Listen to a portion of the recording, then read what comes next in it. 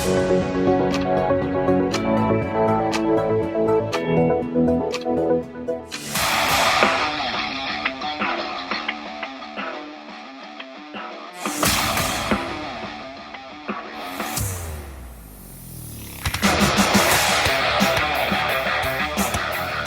good morning, here's a word from our sponsors. Hi, this is Gail Rubenstein, the founder and CEO of Retail Resilient.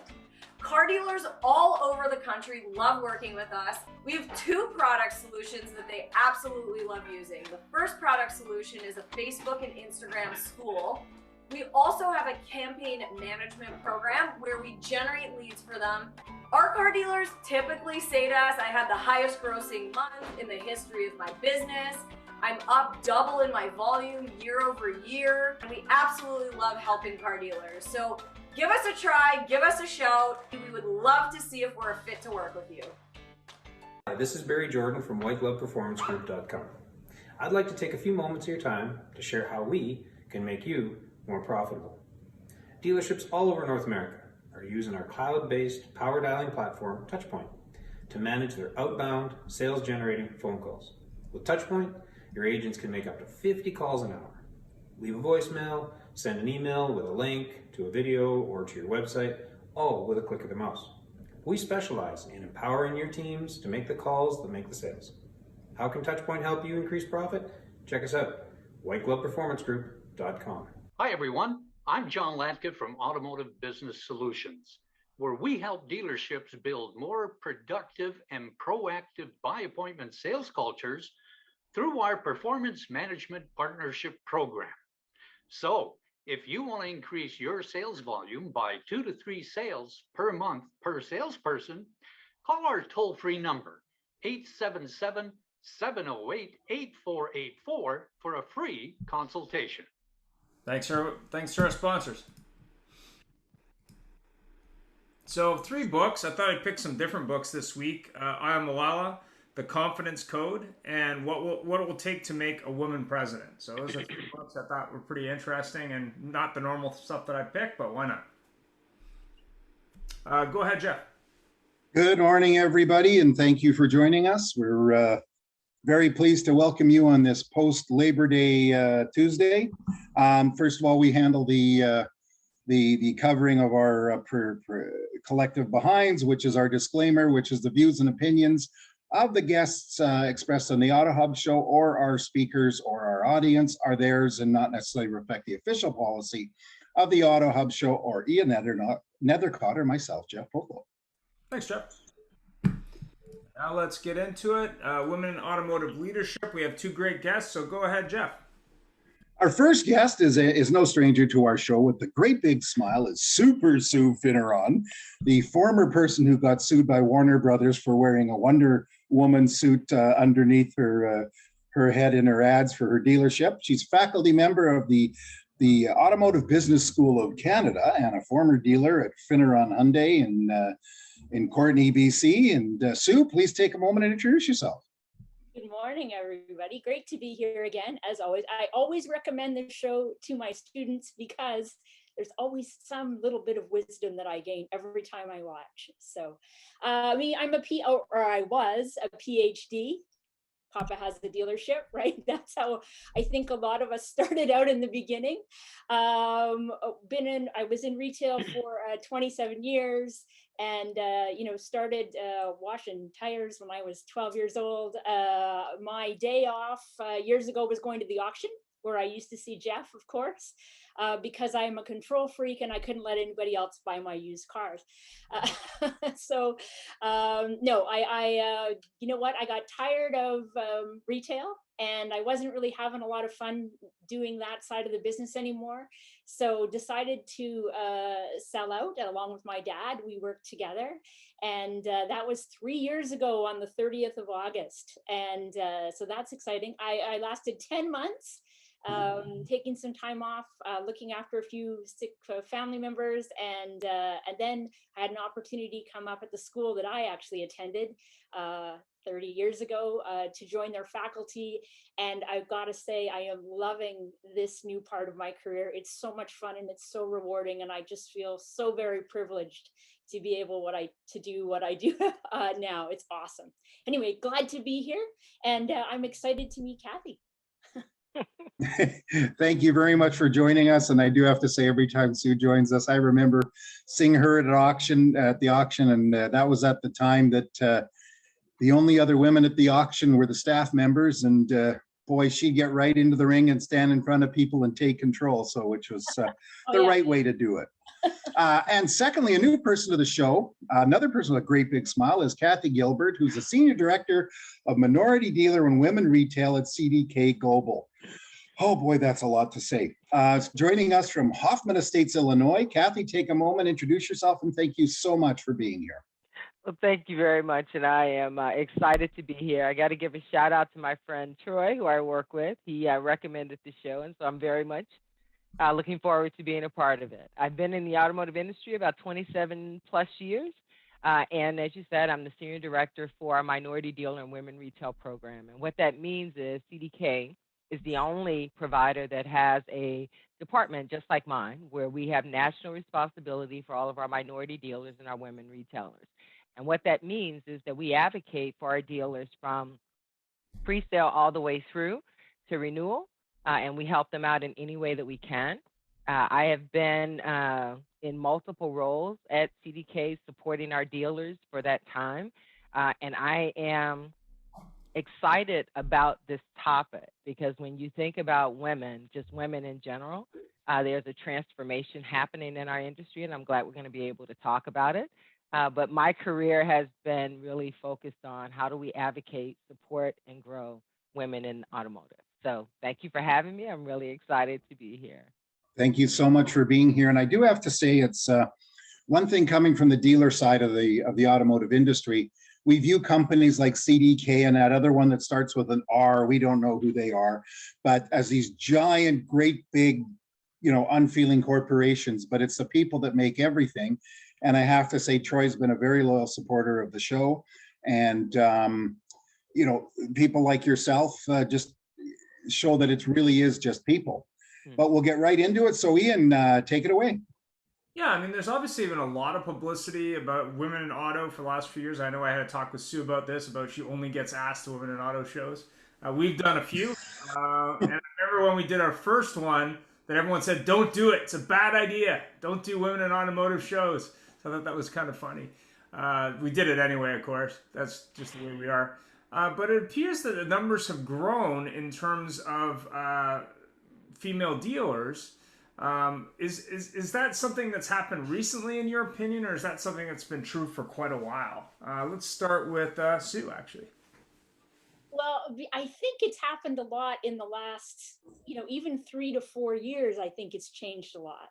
The highlight of my career was winning the #1 Hyundai President's Award of Merit for my team in Canada from Hyundai, right? Like that's a massive thing, especially when you're from a little tiny store. It was in 2015, and you know what? If it was today, I would have been on the front page of the National Post, God only knows what newspaper, right? Well, then it was then, and it was like swept under the carpet because we had a few male dealers that didn't think that we deserved it, that my team deserved it. And I didn't really think anything of it, but my partner, Dave, he goes, this is BS. They should be yelling about you from the top of their lungs because I was the first female-led store to win that award. And they didn't. And today, I even in this very, very short time period, it's just become exponential, I think.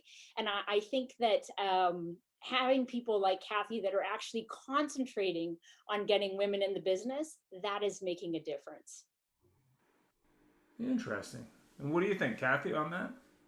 So I would tell you that over the last 5 years, I think I've seen more change than I have probably in the last 15. But I will tell you, we still got a long ways to go.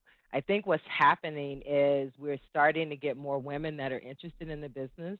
And like Sue said, where you come in and you're part of a family business. And so one of the key things that I see is women that are stepping in, and it is a male dominated industry. And so you also have fathers that are starting to look at, do they want the same for their daughters that are now kind of stepping into this business full force? So we CDK does surveys. I've been doing surveys over the last 5 years, and we see that the number of women is still about the same. We haven't had any major shifts in terms of women that are employed at the dealership. But what we are seeing is that those progressive dealers are starting to pay more attention to how they're hiring, how they're recruiting, how they're developing and encouraging women that are in their space and in their dealership. So I would tell you that the numbers are looking good. The awareness is good, but we still have a ways to go. We're not where we need to be yet, at least in my opinion. Well, there certainly was a time that a dealer, when they reached that point of deciding to slow down, if they had a daughter, they weren't considering the daughter to take over that role. And now, of course, one thing that we see a lot is we see, women running dealer groups that actually there's one that comes to mind who her family group got taken over by a group, and she's now the CEO. But you think I can remember? I can't. But so you're leading into that. We mentioned it's always been an old boys place, and you're both among the group that broke that stereotype. I mean, my gosh, 27 years, 30 years for people that are 35 years old. I just cannot imagine how you started so young. But so how great a challenge is that? I mean, you guys, you both are part of the term, the break in the glass ceiling. But is it an easier thing today for women leaders in the industries, or is it still a big challenge? Go back to you, Kathy. I would tell you it's still a big challenge. I think because of the awareness, you're starting to see more women that are working together. Women tend to kind of stay more intimate with their dealer friends, their dealer groups, as opposed to inviting in vendors like myself. And over the last 5 years, we saw women starting to encourage vendors to come in, show them, work with them. And women tend to work well with each other. They'll share reviews. They'll share their feelings about certain things. And I'll tell you what I like most is as you start to develop mentors or coaches or other women that you can talk to, those strong networks, then you see that our network of women continue to grow.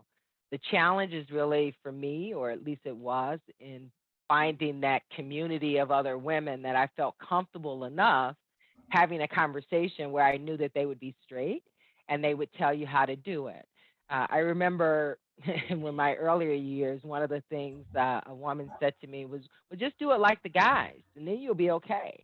And I'm like, no, I'm not like the guys. Not that I can't be a guy, but I'm a woman. And so when you start talking to women that tell you to be your authentic self, they tell you to kind of just understand the landscape, the dealership, the environment that you're operating in, and make sure that you're meeting people and you're understanding the culture of the organization, then I think that helps. So we do still have some challenges, but I tell you that the conversation, the networking, and seeing other women that are out in this industry is definitely helping to move that along. Well, actually, Troy did make a comment in the chat. He says it's not just women in retail. We're seeing more and more women in OEM roles and in greater numbers with vendors. But I'll also add to that in leadership roles. Yeah. I mean, obviously, Mary Barra comes to everybody's top of mind because she's kind of at the top of the heap. But you definitely are seeing it, and again, more and more in dealership roles.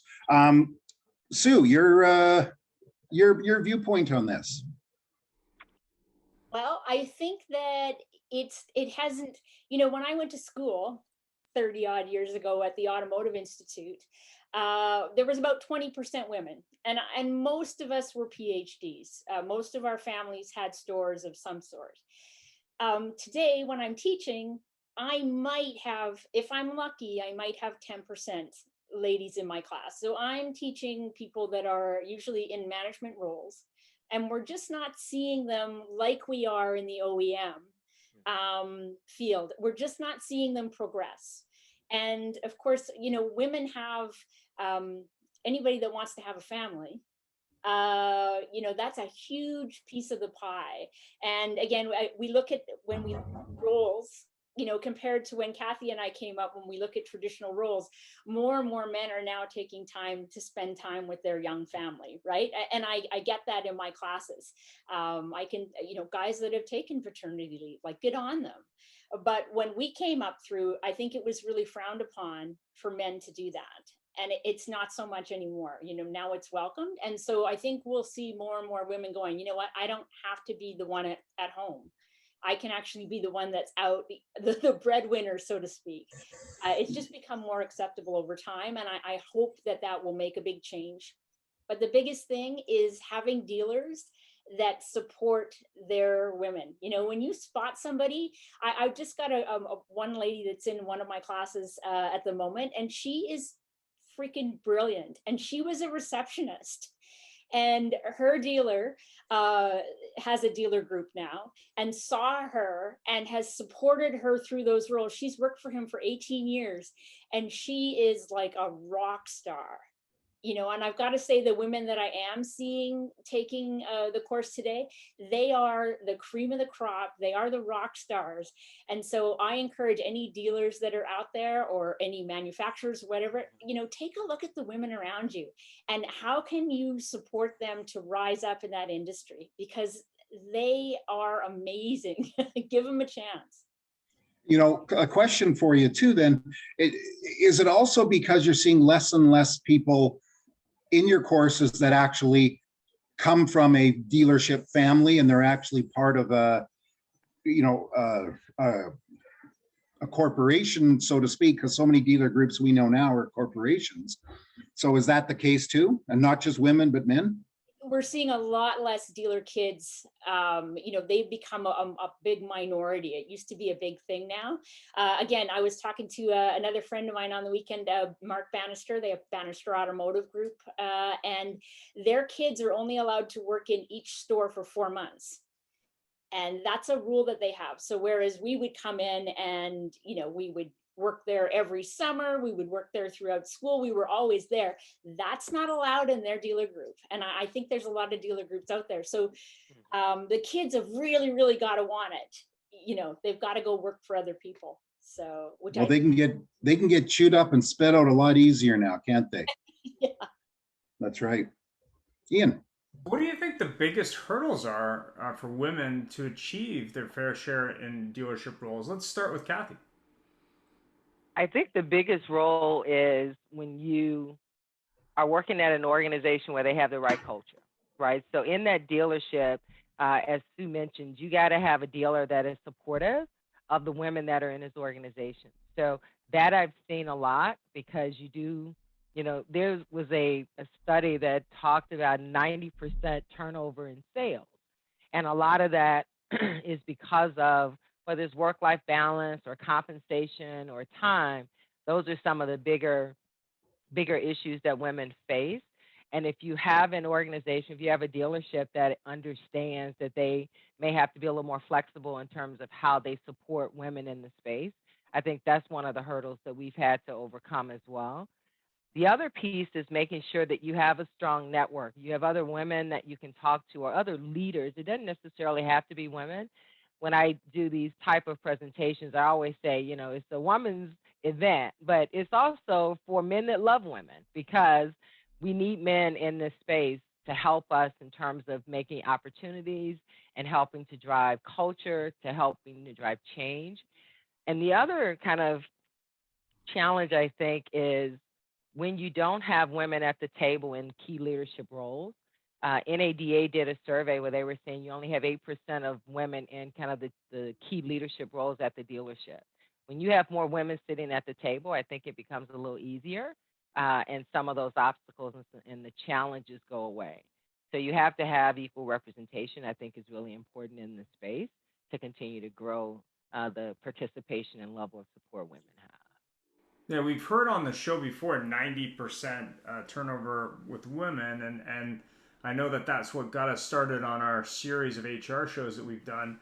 But a lot of it was really just not having an understanding of how to deal with that gender Exactly. from an HR point of view, at least from the HR experts we've had on the show. This is not from me by any means, but that's definitely a topic we've had before and heard about before.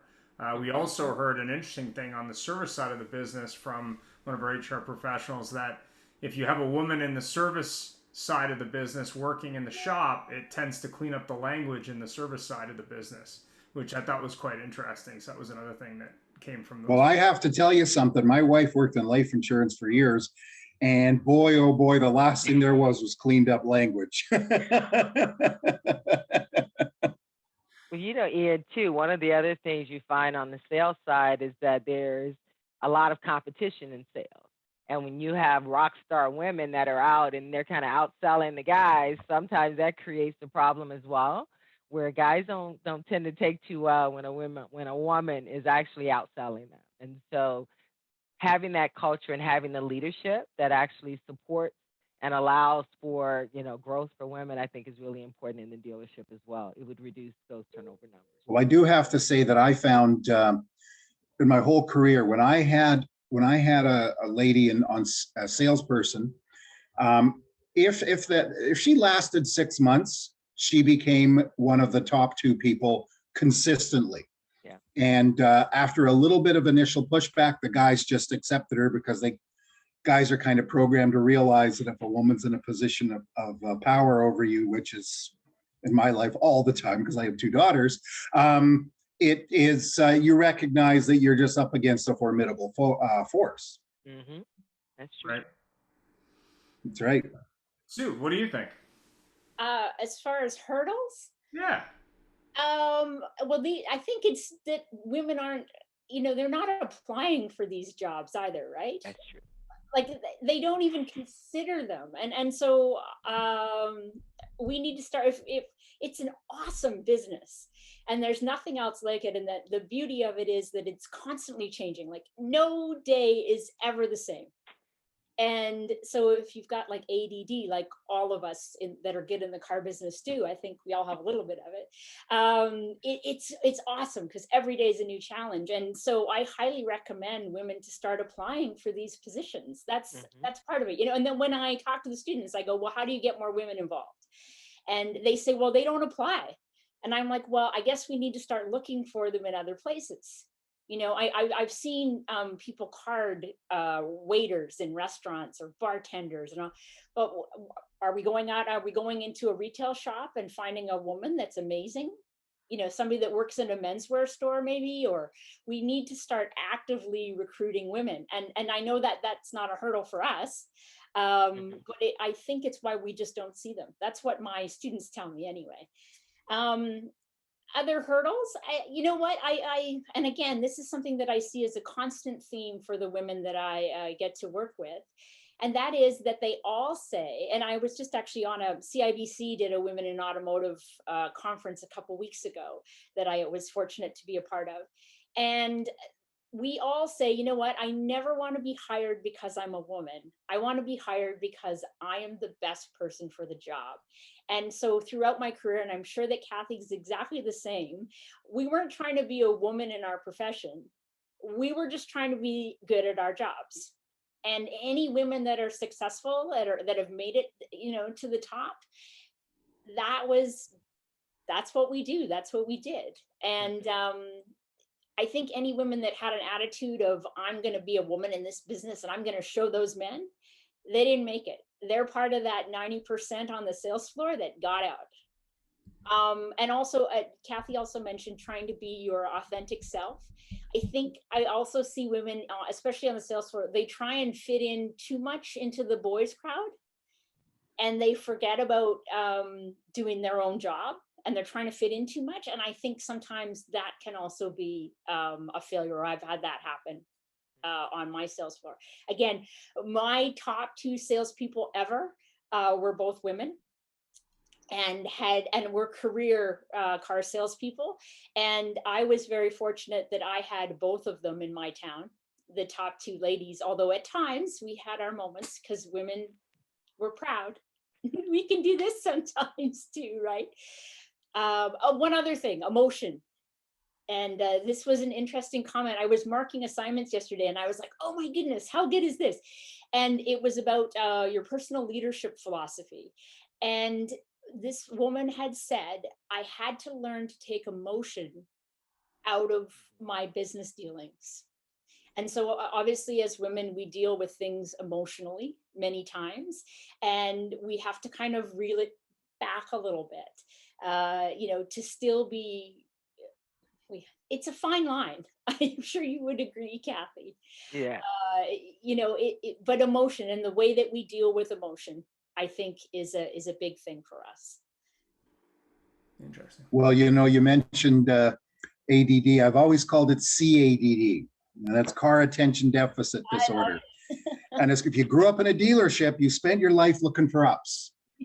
And you did this, and you needed to get that up if you were a salesperson. After you go into management, you're looking for ups because you want to make sure your salespeople take care of the ups before they leave.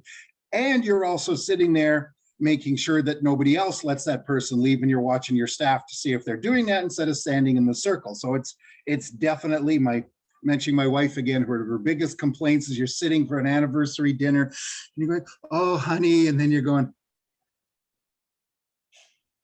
looking around. So there was a comment from Jim, but sorry, go ahead. I was just going to say it's funny because I was a listener. My office was, I couldn't see everybody, but I could hear what was going on. And so now when we go out for dinner, I'm listening to all the conversations around me, same thing. And he goes, how do you know that about that couple? I'm like, well, I was listening. Oh, well, because you got to listen to what's going on at the table next to you. I had a dealer that taught me, well, I didn't learn, but his philosophy was take his Venetian blinds in his office and turn them to the point that he could look out, but that people couldn't look in. And unfortunately, he was a micromanager, still successful today, but you know the story there. But Jim made a comment, and I should mention that he said that when he sold cars in the early 2000s, back in the day, the top salesperson at the Ford dealership was a woman in her 40s, a very gracious person and a great motivator and mentor. And I do agree, women tend to be better at motivating than men. So I got another one. Referring to the video we ran, and I have to say, Sue, that if you use that video, you must defer the fact, because I have now copyrighted the use of that in training automotive salespeople. I just got the email from my lawyer. And it was so brilliant because because all these things, I mean, Grant Cardone, who's my favorite person to pick on, has a plane because he's taught people these words. John Latka has a drone with a 1X on the back that he's paid for teaching people these words. And it's brilliant leadership. And the other one is Tony Robbins. Holy cow. Those kids, I want to find them today because Ian, when was that done? In the 90s? Looks like it from the format. 80s or 90s. It's videotape, obviously, that's been converted. But I think even if you did it today, the hairstyles and outfits might be different, but probably you would hear similar things. Yeah. I don't know. Everything old is new again. They're coming back if they're not back. But so, Sue, a prediction. What does the future, in your opinion, really bring for female dealer leaders? The sky's the limit. If I can't encourage women enough to get into this business, because we are at that point where we're on the rise, and the hurdles are just coming down, that we had to jump over. There's so many opportunities, and dealers are looking for fantastic people. Well, and everybody's looking for fantastic people. So if you have a passion and for learning, especially, you don't even have to love cars, really. I know lots of people that are in our business that don't love cars. I'm not one of those people, but, if you love working with people and you just have a passion about you, I can't encourage women enough. Now is the time. Get out there and get involved. But you did mention that you're seeing less women in your classes now, or in the classes from when you were starting them. Yeah, and again, I think that's going to be a culture shift. And we do talk a lot about, looking at, look at that parts runner. Again, I had a parts runner that was a young woman, and eventually she became my parts manager. But again, and she was brilliant. And it's just seeing the things in people that we do, because I know dealers see it in their younger men. They just have to start looking at their younger ladies with the same, you know, vision, I suppose, and support them through it, and just make it happen. And I can't encourage women enough to get involved in this business, because it's fantastic, and it's been great for me, and I'm still loving it.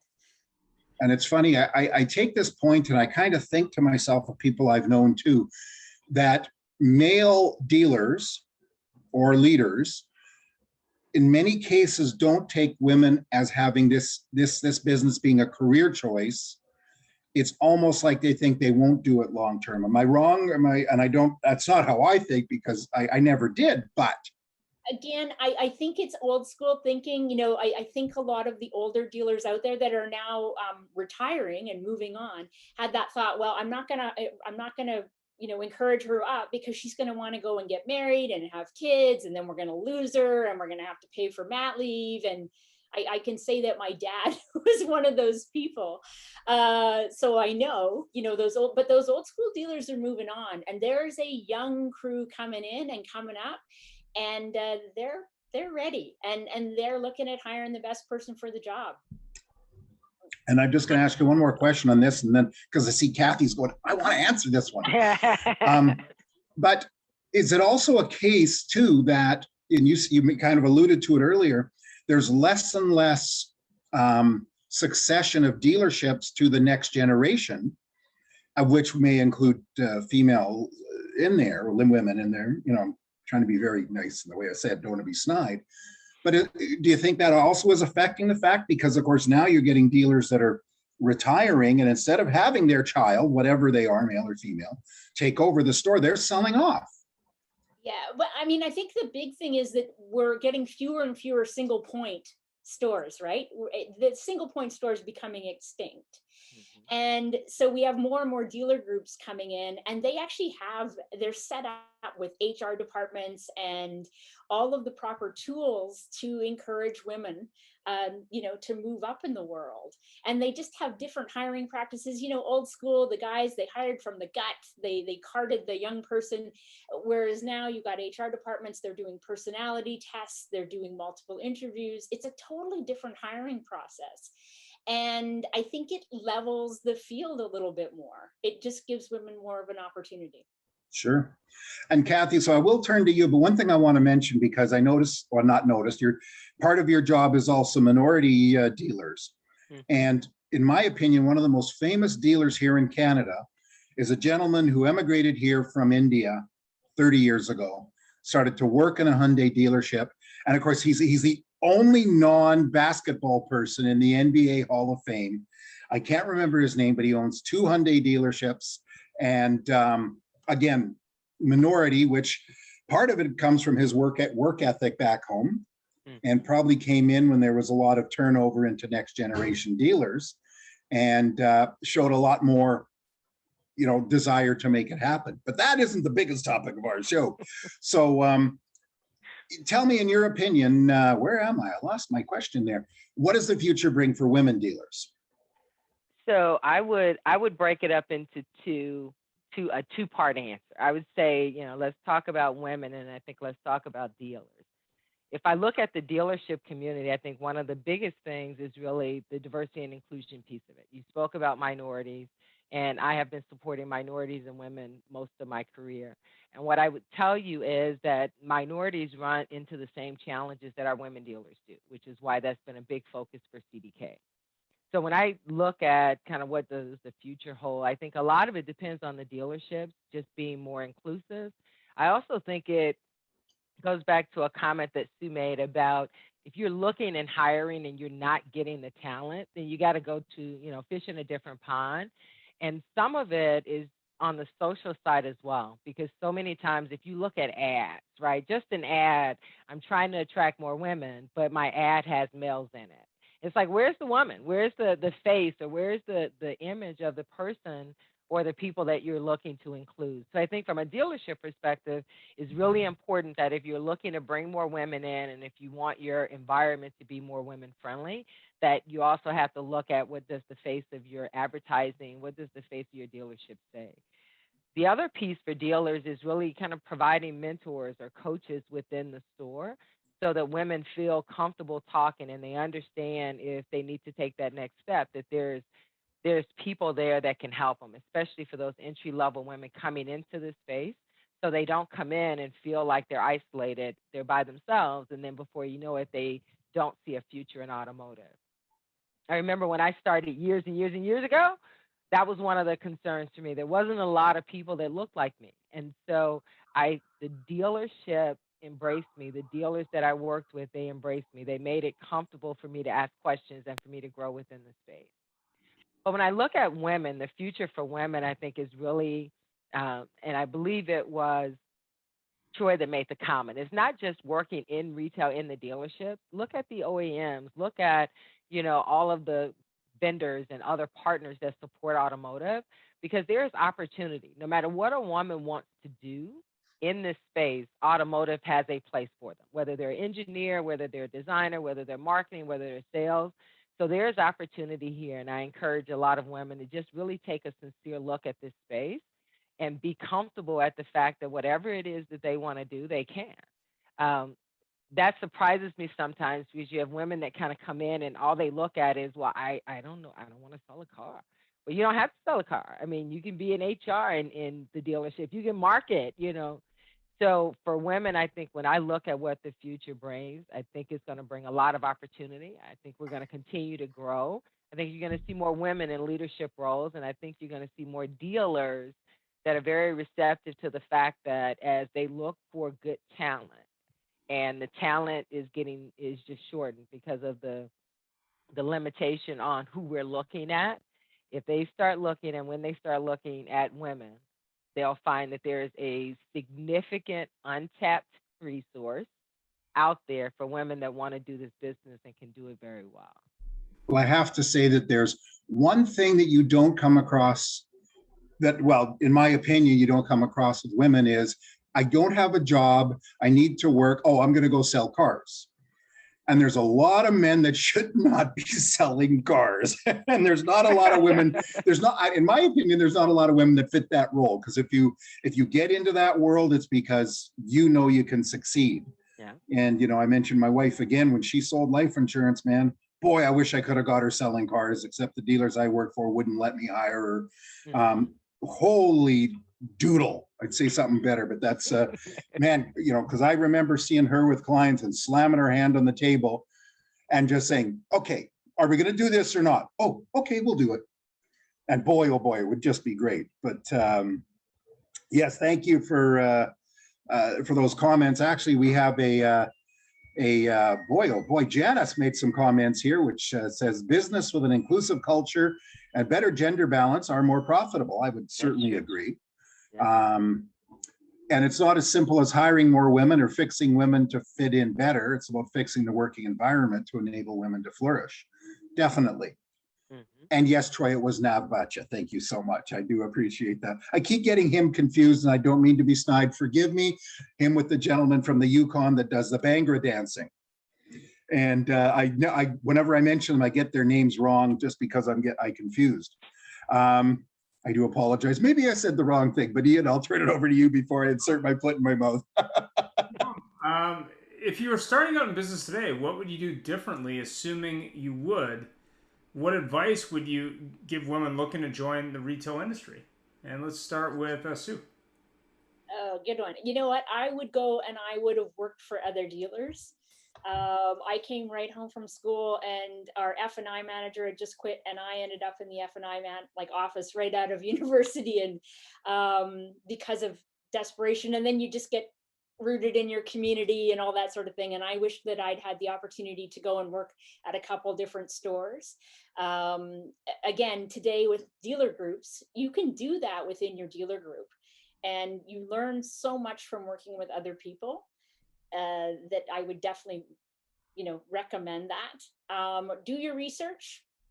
do the research about the dealer group or the dealer that you're going to work for. If you know somebody that works for the group or, works for that dealer, talk to them. I think that Kathy had a great point about being able to talk to other women in business. Of course, I don't think we really had that. One of my dearest mentors, Phil Dagger, just passed, and he was like, when I had issues, I'd go see Phil at the auction, and he'd sit me down and go, calm down, it's going to be okay.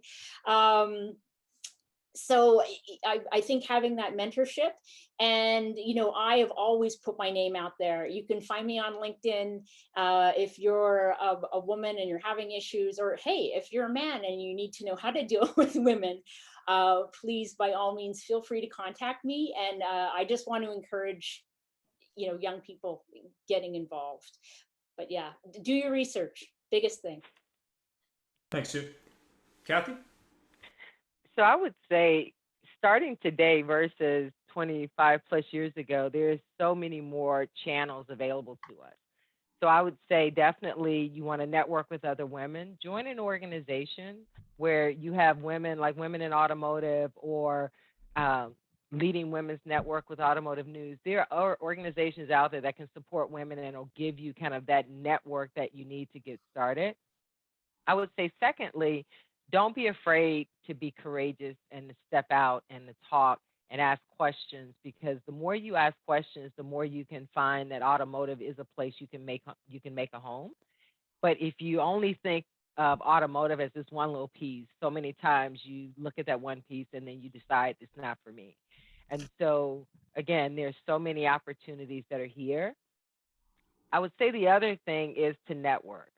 One of the things I didn't do was all of the people that I met early on that were in kind of the same spot I was in, trying to figure this industry out and trying to make a name for myself in whatever capacity you did that. I didn't really network with them the way that I would if I were going to go back and try it again, because those are the ones that you meet down the road that have different experiences that you can share and you can learn from.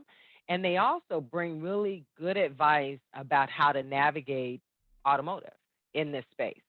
And so the biggest thing, to Sue's point, do your research, understand that this industry offers a lot, and then really be truthful with yourself and authentic about what it is you want to get out of the industry. And I think you can find it. I, too, am out, not as much on social media as I would like to be, but people do know me. And so I offer myself as a mentor or coach to any woman that is looking, or a man for that matter as well, that are looking at trying to understand this industry or trying to navigate. So it's always a good opportunity to talk to a young lady. I was at a conference, a Women in Automotive conference about 3 years ago, and there was a woman that walked up to me, and she was very timid she was a service manager, and she was trying to move into the director role. And the organization saw potential in her, but she didn't see potential in herself. And so I just encouraged her to, look, if this is something you enjoy doing, go do it. She came back that following year and told me she had been promoted, and there was a lot of opportunity that was available for her within the organization. So women have to be comfortable stepping out. We like to be 90, 95% confident in the decision before we do it. You can't always be 90, 95%. Opportunity kind of hits and you got to take advantage of it. And so that would be my advice. Take advantage of the opportunities that come, do your research, and then just be ready when it happens. So I wanted to ask a question to both of you too. Do you think the industry, do you think the industry in a whole does a better job of recognizing the opportunities for women once they're into it and needs to correct their ability to attract women to the industry? And if that's the case, is it more in the OEM or supplier side or the dealership side? If it isn't, please tell me. Kathy. So I would tell you, I think we do a better job for women that are in. Now this is kind of all relative, because I think we still have a whole lot of work to do. But I think, to your question, we do a better job helping to identify opportunities once the women are in the industry, and we could do a better job of recruiting and trying to promote more women coming into the industry. So once they're here, I think there are ways of identifying the opportunities that are there. But I think there's so many women that are out right now that would be valued by an opportunity in automotive that they don't know about, that the networks aren't there to really kind of help share those opportunities. But if you know somebody, right, then you can get in, or you can get the kind of the right network. But we don't necessarily do a good job of promoting those opportunities for women that are not in the industry, in my opinion. Sue? Well answered, Kathy. Yeah, no, I think it's definitely easier once you're through the door and you kind of know what to expect out of the business. But again, the automotive business, when you think of income, there's a lot of women out there making $50,000, $60,000 a year, and they're busting their hump, for that small income, and they don't understand that there's so much, there's a lot of money to be made in automotive on both sides, and you just need that leg up. But again, they need to know, like Kathy said, that it's not just selling cars, it's not just parts or service. There's so many other facets to the business these days. I think is it like 1 in 7 jobs in Canada is automotive related? Like, that's huge, right? It's massive. So yeah, just look for them in unexpected places, especially when you're looking at management roles. Don't just put the ad out, like Kathy said. And the other thing is, are we targeting our ads towards men? I think that's a really good point. Whether there's an image in it or not, we have a different vernacular. Yeah. And so, if you want to target women, get a woman to write the ad. Simple. You just answered my question. I was going to ask you, how do we do it? But it's true. It is. Mm-hmm. Yeah. I think that's a brilliant thing. It's kind of ironic, because I would say, and this is probably a generalization, but I would say that a large percentage of human resource professionals are women. So I would assume they'd have some input in writing those ads. Not always. No, you're right. Not always. I know the groups I was in, we had HR managers, and basically the ownership, who were men, told them just support the GMs, and the GM said, well, okay, well, I'll go to my sales manager. I never did that because I was always the best ad writer. But the GMs would just go to their sales manager, put up an ad in the paper, and they put an ad in the paper. The HR person come and say, that's not really right, and for people, period. And the GM would go, yeah, okay, thank you very much. Yeah, appreciate your input. So yeah, it's a question of everybody getting respect, I think, for the position, and then the person, or actually it's the person, then the position, truly. Because there's a lot of bad HR managers, male and female, a lot of bad GMs, male or female, and, probably better female ones than male anyway, so. And is there a specific place to place ads that might tailor more towards women than men? Oh, good question. I think social media and actually doing a verbal video like this, and actually talking to people one-on-one instead of the written word these days, get on LinkedIn, Instagram, Facebook, a little bit of a different crowd, because we want to encourage youth, right? TikTok, you could have a lot of fun with a TikTok video for recruiting, totally off the wall, but get creative. It's a big thing. And I would tell you, if you look at like the women organizations that are out there, because there's an organization, Women in Automotive in Canada. And so there are organizations where you could post a job, or you could at least share the opportunity, and that would be shared among the members. So there are ways to do it where you can partner with some of the women organizations that are out there. I do need to address something. There was a little bit of prejudice here, because you're saying now Facebook is older people there, Sue, or? Hey, I'm one of those older people. Okay, Ian, I think it's time we do an Auto Hub show TikTok. A TikTok show? And not a TikTok show. We do a TikToks for Auto Hub show on TikTok. And then we got to do this stuff. Yeah. Janice had some comments on how come we can't keep women in auto once they're there? So any thoughts?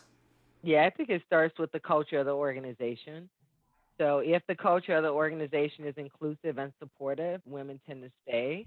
If the culture is not, and then you add in the flexibility to make sure that they have work-life balance or the compensation, I think that plays a big part in it. But again, a lot of it is, in my opinion, where you have women that don't really know that there are others in the organization. I can't tell you how many times I've gone to a conference like NADA and run into women that live in Chicago, where I live. And it's like, well, wait a minute, how come we didn't connect? So that community connection, I think, is important as well, because women look for support. They like conversations. And what CDK has been doing a really good job of is reaching out to our other women dealers that have been in the industry to provide advice, to share their stories. Because if I hear that, yeah, you went through a couple bumps, Ian, but look where you are now, then I'm okay with a couple of the bumps that I'm going through now. But if I don't know that I get through this and I can come out brighter on the other side, sometimes women tend to look for an easier path versus trying to continue on in automotive. Interesting. Sue? Good point. Yeah, no, great point. Just again, it does come down to that culture and support, and having somebody, just as Kathy said, having somebody to talk to.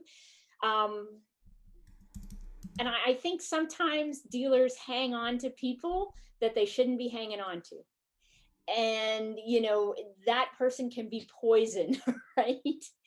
So if you've got new hires that are just getting spat out, man or woman, you need to be taking a look at why that's happening. Again, if you're losing people, exit interviews are massive.